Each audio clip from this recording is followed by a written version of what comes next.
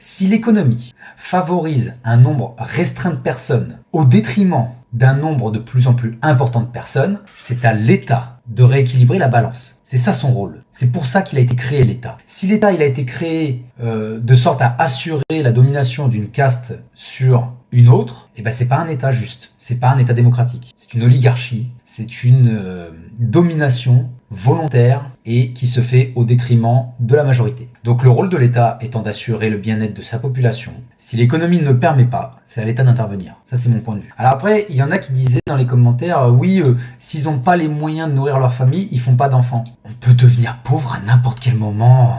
On peut devenir pauvre à n'importe quel moment.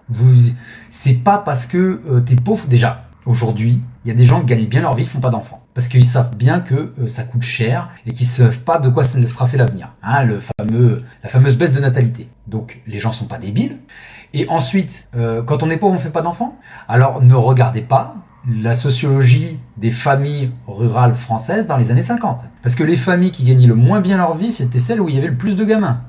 Un État comme la France, qui ne peut pas assurer le repas quotidien de quelques millions d'élèves parce que ça coûte trop cher, c'est une honte. C'est une honte. Il n'y a pas d'autre mot, c'est la honte. C'est revenir à une France d'il y a un siècle. Et moi, je sais pas pour vous, mais je trouve ça honteux. Je trouve ça dégueulasse.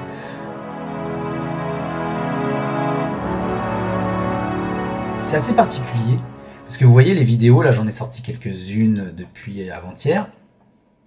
5300 abonnés, mais on est à 56 vues, 93, 94, 332, 160, 219, 1900.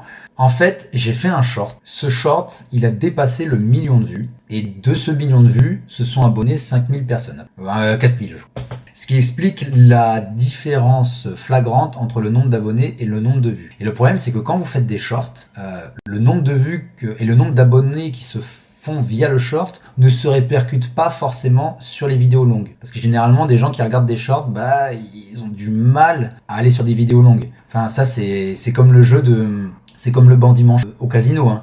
C'est vraiment... Et j'avais fait une vidéo là-dessus sur la chaîne principale, sur la civilisation du poisson rouge. Il y a à la fois une science qui s'appelle la captologie et un phénomène qui est celui de la récompense aléatoire. Alors la récompense aléatoire, c'est très simple, ça vient d'une expérience qui a eu lieu dans les années 30 à Harvard, qui montre que lorsqu'une souris appuie sur un bouton et reçoit de la nourriture, à chaque fois qu'elle appuie sur le bouton, elle finit par contrôler le mécanisme et appuyer sur le bouton quand elle a faim. En revanche, quand de temps en temps de la nourriture vient et de temps en temps elle ne vient pas, l'incertitude fait que la souris appuie de façon compulsive sur le bouton, même quand elle est rassasiée. C'est le mécanisme de la machine à sous, c'est le mécanisme qu'utilisent beaucoup des outils sociaux, que ce soit Facebook, Tinder ou autres, qui font que de temps en temps vous tombez sur des choses qui vous satisfont, de temps en temps qui vous ne satisfont pas, et qui fait que petit à petit vous devenez addict. La deuxième chose, c'est la captologie. Je raconte comment un laboratoire au cœur de Stanford utilise toutes les données de la psychologie et des neurosciences pour mieux dessiner des outils et des services numériques visant à nous rendre addicts. C'est comme si vous zappiez à la télé. Voilà, c'est le même principe. Quand vous scrollez sur un écran de téléphone, c'est comme si vous zappiez avec votre télécommande sur la télé. Vous tournez jusqu'à ce que vous tombiez sur un truc qui vous intéresse. Et donc j'ai fait un Ce short, il est là et je pense que vous allez l'apprécier. Vous voyez, il est ici. 1 100 000 vues. Monsieur le ministre, vous êtes un petit malin. Vous repoussez. Ça va, calmez-vous, calmez-vous. Vous repoussez tous nos amendements de recettes et maintenant vous nous dites que ça coûte de l'argent.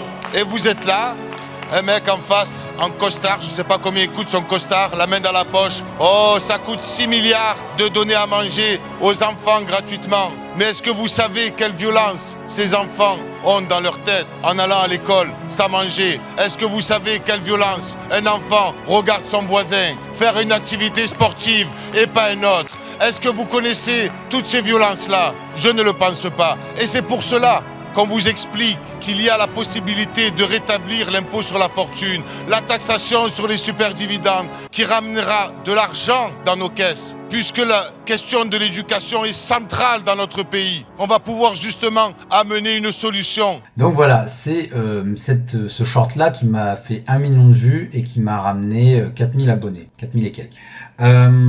Dans ce short-là, du coup, ça fait réagir beaucoup de monde. Et les deux principales réactions les deux principales réactions qu'on peut trouver, c'est soit un soutien critique ou inconditionnel à la position du député qui donc représente bien la colère populaire, qui représente bien la difficulté pour des millions de Français de nourrir. Alors évidemment, ils meurent pas de faim les enfants, mais le fait que la cantine ne prenne pas en charge au moins un repas par jour d'école pour ces enfants-là, ça peut être un poids financier pour les familles, et on va y revenir. Mais donc il y a un soutien assez critique et assez important, quand bien même il est de la France Insoumise, ce député, il y a un gros soutien. L'autre partie des commentaires, c'est vraiment de dire ouais, je bosse pas pour nourrir des feignants, et remettez l'ISF, vous allez faire partir les riches, et pourquoi toujours taxer les gens qui réussissent pour nourrir les assistés. Vous voyez, il y a un peu plus de 1800 commentaires, c'est la folie. Il faut comprendre une chose. Déjà, l'histoire de la façon dont il parle. Moi, ça me choque pas. Je suis désolé, la façon dont il parle, elle est pas choquante dans le sens où, justement, de parler comme ça à des ministres comme Attal et tous ceux qui ont fait c'est des gens, ils sont tellement plus habitués à côtoyer le quotidien que pour eux, c'est devenu vulgaire. Je suis désolé, la vulgarité, c'est le langage du peuple.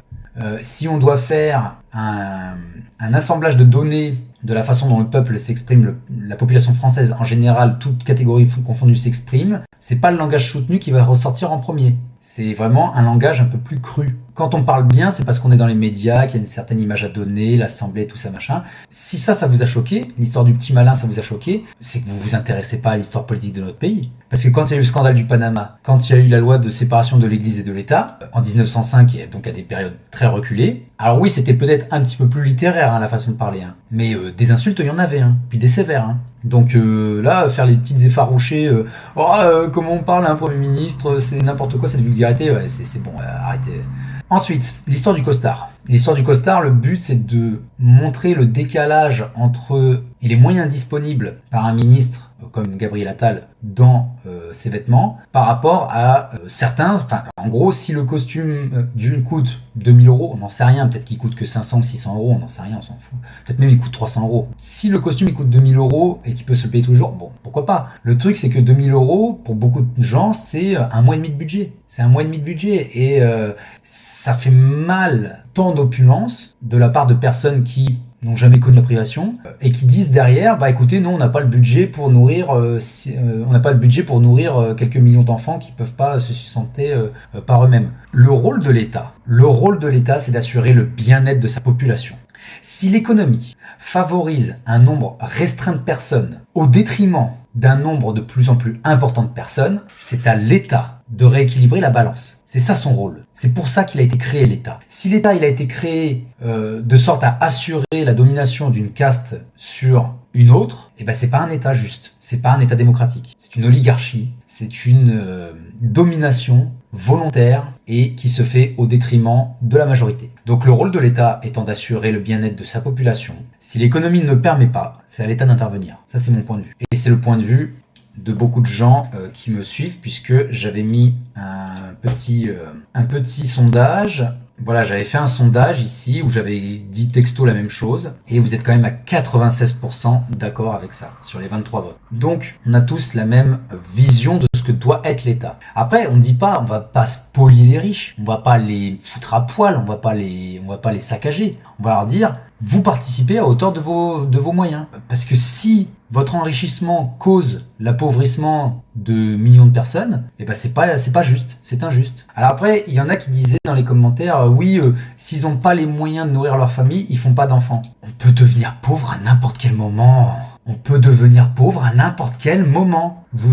C'est pas parce que t'es pauvre. Déjà, aujourd'hui, il y a des gens qui gagnent bien leur vie, font pas d'enfants. Parce qu'ils savent bien que ça coûte cher et qu'ils savent pas de quoi ça sera fait l'avenir. La fameuse baisse de natalité. Donc les gens sont pas débiles. Et ensuite, quand on est pauvre, on fait pas d'enfants. Alors ne regardez pas la sociologie des familles rurales françaises dans les années 50. Parce que les familles qui gagnaient le moins bien leur vie, c'était celles où il y avait le plus de gamins. Ma grand-mère maternelle qui venait d'une famille de fermiers, 13 enfants. Et il y en a, je crois, 2 ou 3 qui n'ont pas atteint l'âge adulte, ou qui sont décédés jeunes. 13 enfants. Et ils avaient une ferme, et c'était très dur, et c'était très difficile. Et ma grand-mère, qui était la 5e, je crois, de la fratrie, a été l'une des premières à faire les plus longues études, entre guillemets, aller, je crois, jusqu'au collège. C'était la première des 5. C'était une famille pauvre, et ils avaient 13 enfants. Donc en fait, dire que les pauvres ne devraient pas faire d'enfants, ça dépend du contexte, ça dépend de la période, ça dépend des besoins. T'imagines bien que dans une ferme, plus t'as d'enfants, entre ce qui rapporte et ce qui coûte, il rapporte peut-être un poil plus, pas grand chose, mais juste un poil plus. Tant qu'il n'y en a pas un qui est malade, parce que dès qu'il y en a un qui est malade, hop, c'est la galère. Enfin bref, on peut devenir pauvre à n'importe quel moment. Je sais pas si vous regardez des émissions où il y a des gens qui ont fait, qui ont tout perdu, et ben à un moment de leur vie, ils étaient mariés, maison, boulot génial, plein d'amis, plein d'objets, consommés et tout. Et puis accident de la vie, et puis dépression, et puis perte d'emploi, et puis tout un tas de choses. Et en quelques années, ils ont tout perdu. Ils se sont retrouvés à la rue. Et en fait, il y a des gens, ils vont dire, moi, je veux pas bosser pour entretenir ces gens-là. Déjà, les gens qui sont au chômage, c'est un droit le chômage. C'est un droit que tu as acquis par ton travail. Si t'as pas travaillé, tu peux pas avoir accès au chômage. Donc le chômage, c'est un droit. Ensuite, le RSA, c'est quelque chose qui empêche aux gens de se suicider parce qu'ils peuvent quand même manger, boire un petit peu. Ils peuvent même pas se payer un logement. Je crois que c'est 500 et quelques le RSA. Tu vis où avec 500 et quelques? Plutôt que d'accuser les gens qui sont dans la galère, demandons-nous qu'est-ce qui les a mis dans la galère. Parce que si les mecs ils sont dans la galère parce qu'ils ont bu, bon voilà, parce qu'ils ont joué au jeu, ils se sont endettés dans le jeu, bon, on peut se dire c'est des comportements individuels, c'est quand même en grande partie de leur faute. Mais s'il y en a, ils le sont devenus parce qu'ils ont fait une dépression suite à une agression, parce qu'ils ont fait une dépression suite à une perte d'emploi, parce qu'ils ont fait un burn-out, parce qu'ils ont été harcelés dans leur jeunesse et que du coup ils se sont jamais vraiment remis, parce qu'ils ont eu un accident grave qui n'avait pas été provoqué, qui n'est pas de leur faute. Et ils ont perdu, ils ont eu un handicap. Ces gens-là, tu vas leur prendre les aides sociales. Ces gens-là, tu vas leur dire, bah non, vous avez qu'à bosser tas de feignants. Je sais pas qu'est-ce qui fait que dans la société, il y a des gens, ils sont devenus aussi individualistes que ça. Moi, je gagne pas super bien ma vie, hein. Je gagne mieux ma vie que quand j'étais militaire, mais je gagne bien moins ma vie que des youtubeurs qui font des vidéos à 300, 500 000 vues, 10 millions de vues, qui font des OP à 5 000 euros par mois. Moi, je suis un travailleur comme tout le monde. Et je paye des impôts, je suis même prélevé à la source. Et je vous le dis direct, là, on a pu acheter. À 3 mois après, on pouvait pas, avec le même dossier. Et aujourd'hui, toutes les charges qu'on a de nos trucs, ça représente pas loin de les assurances, le loyer, le crédit, les abonnements, tout ça, ça représente pas loin de 45% du budget. 45% du budget, on met un petit peu d'épargne quand même pour les beaux jours. Vous achetez vos courses. Avant, avec 100 euros, vous aviez un demi-caddie, aujourd'hui, vous avez un demi-panier. Et encore, on n'utilise pas la bagnole. On utilise très peu la voiture. On a le bus, tout ça, pour aller au boulot. Mais dans d'autres situations, là, mon salaire ne me permettrait pas de vivre dignement. Et c'est le cas pour un nombre très très large de Français. Mais il y en a qui vont quand même, dans ma situation, dire à d'autres « Je travaille pas pour toi parce que t'es un feignant, parce que t'as des aides sociales ».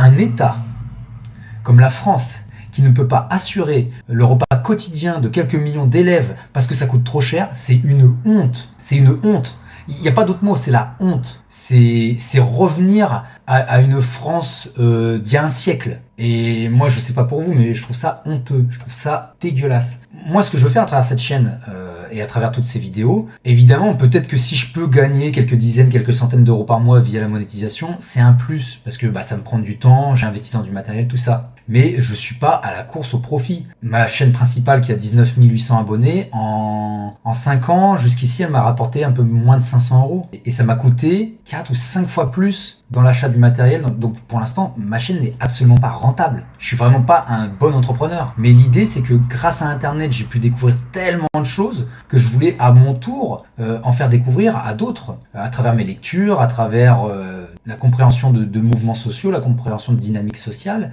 à travers l'histoire.